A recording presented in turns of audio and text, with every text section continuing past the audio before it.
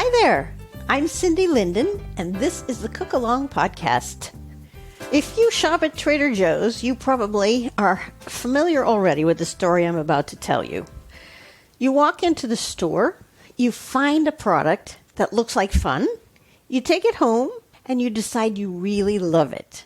And then every time you go into Trader Joe's after that, you always go get a package of whatever that is so that you have it in your house at all times. And then one day, you walk into Trader Joe's and it's not there. And so you ask somebody and they say, we don't know. I guess it hasn't been here for a little bit now. So you say, okay, well, I'll try again later. And they say, it could be that it was a seasonal item. And you know better. You know it wasn't a seasonal item because you bought it every time you went in. Eventually, you've asked enough times that you come to understand that it's not coming back. It is, in fact, never coming back. And so you just have to get over it and move on with your life, do your appropriate grieving and mourning period, and give it up. Well, I decided to go at one better than that. I fell in love. Well, a couple of things I should tell you. That I have a replica of their roasted pecan blue cheese dip that I had to create because they seem to have stopped making it. It's on the website, thecookalongpodcast.com. You'll find it under appetizers, or you can just type in any of those words in the search bar and you'll find it. But the podcast today was about a product they had that was in the frozen section that was called Biryani Curried rice. And it was just really nice frozen mixture that had some vegetables and actually some fruit in it as well. And I think you just microwaved it. It's been a while now. I don't actually remember whether you cooked it on the stovetop or you had to just microwave it even in the bag. I don't recall. But I got tired of missing it and regretting its absence and wishing I could eat it. And I finally went and looked online for two things. I was looking for a picture of the back of the package so I could see what they had put in theirs and other people's recipe ideas for biryani rice. What I figured out is that the back of the package gave me everything I needed to know about what was in it, and other people's recipes had given me some ideas about how to make it even better. Of course, I did not know quantities on anything, but I sat that day and wrote out on a piece of notepaper all the ingredients I wanted to put in this recipe and my best estimate of how much of each item I was going to need.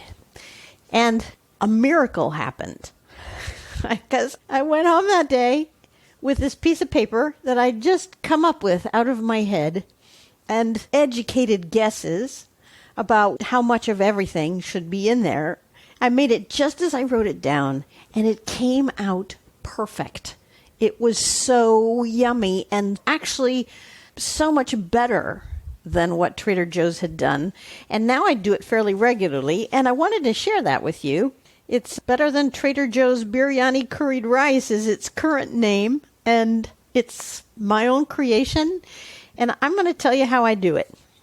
It's very simple, but it has a lot of ingredients. I don't want that to cause you any anxiety. It's a long list of ingredients, and some of these you may not have, and you may have to go shopping for. And I know that spice stores carry all these things. And actually, I think grocery stores probably have almost all of these things. I know Penzeys Spices carries all of them. This is worth shopping around for the ingredients. It's really nice and satisfying and both a homey kind of comfort dish and something that's nice enough to serve to company and be proud of it. I will read the ingredients, and then we're going to start step one, and we're going to have to go away after that for a little bit. Your ingredient list: 1.5 cups of uncooked brown basmati rice, 2.25 cups of vegetable stock. If you have homemade, that's great. I use the kind in the aseptic cartons. 1 bay leaf, 1/4 teaspoon of salt, 1/3 cup of chopped onions, a third of a cup of chopped red bell pepper, half a cup of frozen peas, a third of a cup of peeled chopped apples, chopped kind of small, a third of a cup of raisins, and if you prefer them, you can use golden raisins. The look is different, certainly, if you have golden raisins, and the flavor is slightly different as well. I think whatever raisins you happen to have on hand are fine and perfect. You need a large clove of garlic. This one you may not have in your house. You can find it at your grocery store. I know Costco carries it, but they carry it in huge containers. It's ghee, Ghee, which is butter without the dairy solids in it. So it's the oil part of the butter, which means it's shelf stable and keeps forever. So if you do get a Costco one, yes, they're big, but I think you'll be making this recipe quite often. And there's a blog on the website, the cookalongpodcast.com website, about popcorn and popping your own rather than using those little packages you can buy that are expensive and non-environmentally friendly. And I use ghee for that as well. So if you like popcorn, it wouldn't hurt to have the ghee in the house. You need 1.5 tablespoons of that, a half a teaspoon of salt, a half a teaspoon of sugar, a half a teaspoon of ground turmeric, a half a teaspoon of ground cumin, 1.5 teaspoons of garam masala, a quarter of a teaspoon of ground coriander, a quarter of a teaspoon of crushed red pepper flakes. You'll need another third of a cup of vegetable stock and a teaspoon of lime juice. And then I highly recommend sprinkling some salted dry roasted cashews on the top. You can toast them if you don't have dry roasted ones. Trader Joe's has some nice salted cashews that are fun to snack on and really good on top of this. Actually, any kind of mixed nuts. I hate to say Costco again, but the truth is they make extra fancy unsalted mixed nuts, which is cashews, almonds, pistachios, and pecans. And you can toast those as well, sprinkled with a little salt, and put those over the top of this. And that's really good. I've done that, and it's really good. That's the source of the protein if you're going to do this as a main dish, which is what I often do, but I have also served it exactly the same way with the nuts as a side dish, and people really like this. I'm sure at this point you're feeling slightly overwhelmed by the ingredient list, both because it's long and because some of the ingredients may sound a little exotic. Once you go look in your grocery store, I think you're going to find that these things are all fairly common. I do worry about the ghee, although I think you can find it in the baking section with the oils. It may be on a top shelf because they probably don't sell a whole lot of it. And the other hard one might be the garam masala. That's GARAMMASALA. And you may have to go to a spice store for that one, but it's a really important one for the flavor that we're about to create. For this recipe, because the ingredient list is kind of long, I highly recommend that you go to the website and look up the recipe so that you can see the pictures of it when it's finished and during the process of making it, but primarily so that you can get the ingredient list in a way that is easy to see. I mean, to try to remember what I just said or write it all down would be kind of tricky. So I recommend that you just go look it up on the website and make your list from there, or copy and paste it, or however you want to do it. But that's going to be your easiest way. Now, the equipment you're going to need are a saucepan, 2 quarts, 2.5 quarts, because we got to cook some rice, and a large skillet with a lid. And you're going to have to chop a few things, so some kind of knife. That's it. And the first step is to cook up the rice. So in whatever pan you're going to use, it needs to have a lid. It's a saucepan with a lid. Put in the 1.5 cups of the brown basmati rice. If you don't have basmati, but you have brown rice, that's okay. The basmati just has a nice aroma to it that makes this smell amazing while it's cooking. And then add your 2.25 cups of vegetable stock and a 1/4 teaspoon of salt and your bay leaf. And then you're going to set that on a burner on high heat and let it come to a boil, and then turn it way down low and cover it with a lid and let it simmer until the liquid is all absorbed by the rice, which is going to probably be 40 to 45 minutes. When that's done, you can set it aside and come back, and we will do the rest of this recipe, although there are things we can do in terms of chopping. So if you want to keep working while your rice is cooking, stick with me for a bit. Otherwise, I'll see you shortly, and we will chop those things up when you're ready to come back.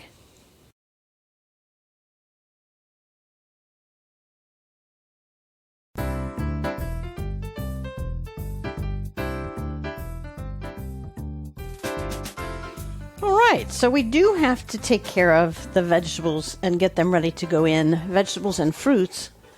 As you go through this, you'll see that the list really isn't as long as you thought.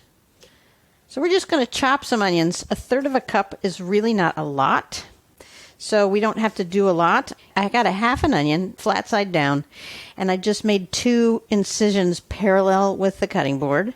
And now I'm making some incisions straight down to the cutting board in sort of a fan shape on the front half of this onion. And then I go back and I just cut straight down.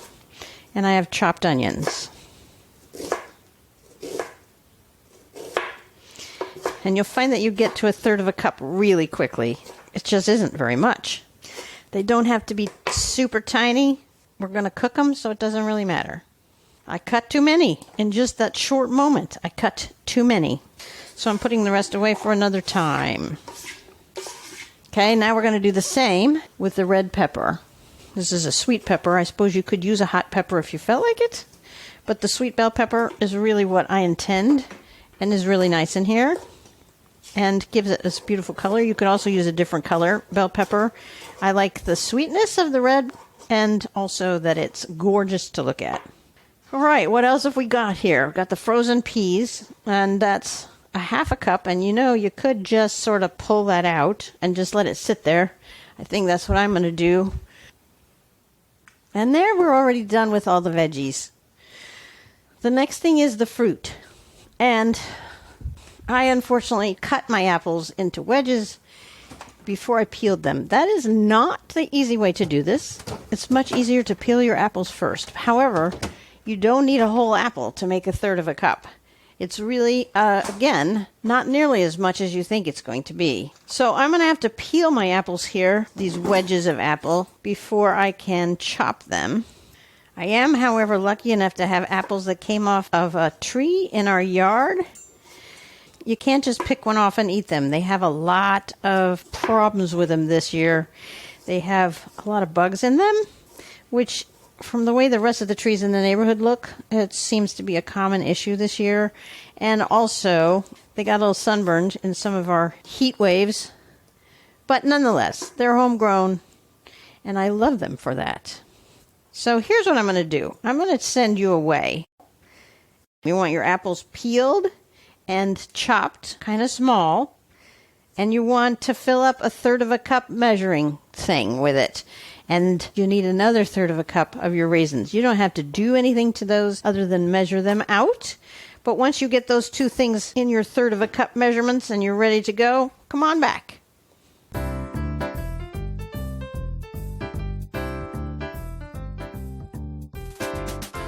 All right, the next thing is a large clove of garlic, which we're going to trim the end off of, the dry end, and smash it to crack the skin and then peel the skin off of. And then we're going to either chop it really small or put it through a garlic press.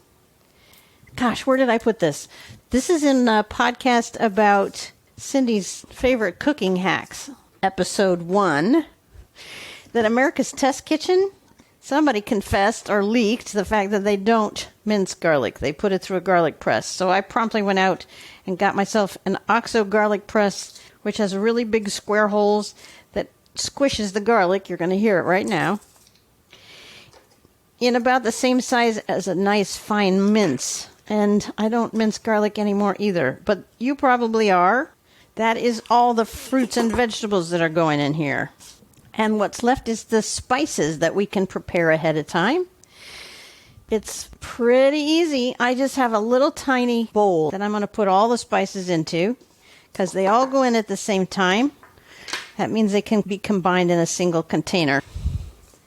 So a half teaspoon of salt, a half teaspoon of sugar, a half teaspoon of ground turmeric. Watch out for this stuff, because if turmeric gets on your clothing mixed with any kind of liquid, it will not come out. It's actually something that is sometimes used as a dye to make yellow cloth. So just be careful. Just a little heads up. And then a half teaspoon of cumin. That's ground cumin. 1.5 teaspoons of the garam masala. This smells so nice. Garam masala is like this sort of magical combination of savory and sweet spices. I don't want to talk and measure at the same time, so let me get this measured out, and then I'm going to read you what's in here. This one is from Penzeys. I'm sure you're not terribly surprised about that. And it is coriander, telecherry black pepper, cardamom, cinnamon, charnushka, which is also nigella seeds, caraway, cloves, ginger, and nutmeg. With that list of ingredients, you could totally get why it smells so amazing when you take off the lid. Now we're going to add 1/4 teaspoon of coriander, which you may not know this. Ground coriander is made from the seeds of the cilantro plant. And this is just my personal belief, but you may have other stories to tell. I believe that the people who cannot eat cilantro because it's repulsive to them are okay with coriander. It's a different part of the plant, and it doesn't seem to bother them in the same way. All right, the last spice here is a little crushed red pepper flakes. It's 1/4 teaspoon. It just gives it a tiny bit of heat. Not a lot, just sort of enough. You can go overboard on that if you really like the heat and things. You can, I guess, add a little more. If your rice is done, we can move on to the rest of the recipe with the stuff we've just cut up and mixed together. So at this point, you want your large skillet with the lid that will fit on it and the ghee. You could probably use butter, actually. Butter doesn't have as high of a smoke point, but it's got the same flavor, and that's kind of why I like the ghee, because it's got a little bit of a buttery flavor to it. Well, not a little bit. It's got quite a lot of buttery flavor to it. Put the ghee or the butter or the oil, you could also use some sort of oil, into your skillet. And turn up the heat under the skillet to medium, and we're just going to melt this ghee, melt it down, melt the butter, melt the ghee, or heat up the oil, whatever it is you're using. Once your ghee or oil is starting to shimmer a little bit in the pan, you want to scoop in the red peppers and the onions. And we're just going to stir those around for 3 to 4 minutes until the onions are translucent.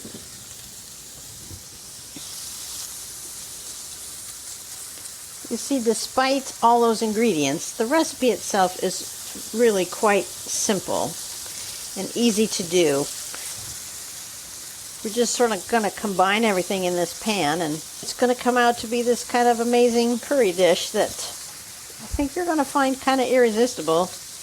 It's hard to stop eating it. It's also good the next day if you're lucky enough to have any left the next day. By the way, this recipe serves 4 people. Either as a side dish, probably as a side dish, maybe as a main dish if people aren't too hungry and you're serving some bread or something with it. While those are starting to saute a little bit, you probably want to measure out the additional 1/3 cup of vegetable broth that you're going to need. And just keep that handy in a glass or a measuring cup, because we're going to pour it in toward the end here. You could also get your lime juice ready to go. If you're squeezing a lime, you only want, you really don't need very much lime juice. If you have some in a ready-made container, it's probably easier, because a teaspoon is not very much. And if you put more than that in here, it certainly isn't going to hurt it, and you may decide you like it that way.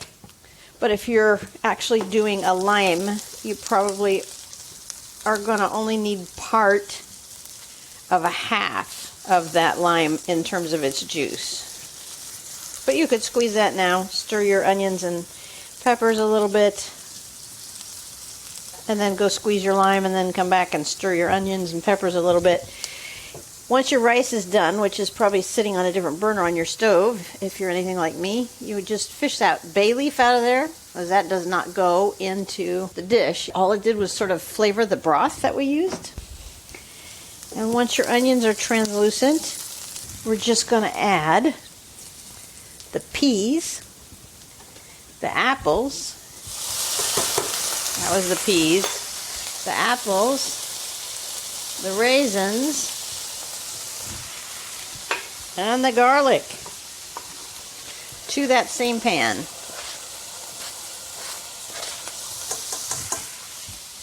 And stir that up a little bit. I'm going to saute this for about, well, again, 3 to 4 minutes. What we're looking for this time is the apples to soften up a little bit, because you don't want them crunchy in this dish. We want them soft. You know, like baked apples. You know how good those are, right? If you don't, I guess I better do that as a podcast. My only issue with this part of the recipe is that the raisins tend to come out of whatever package they're in kind of clumped together, and this is when I discovered that I did not get them separated very well before I dumped them in the pan. Just keep stirring that. I don't think this really even takes 3 to 4 minutes. 2 minutes is probably enough. Now we're going to put that broth in here, and we're going to cover the pot.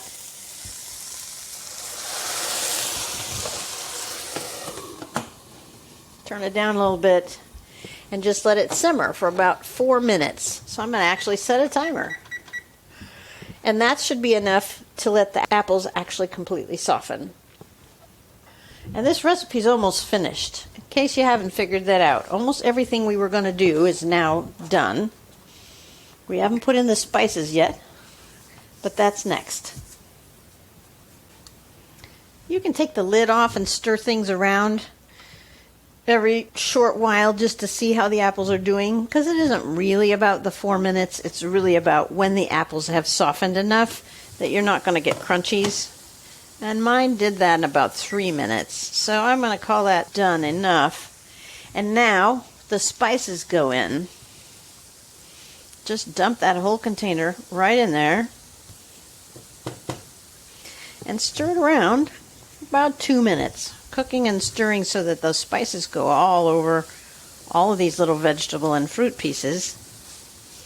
Again, that's more the clue than how much time you need. We're just...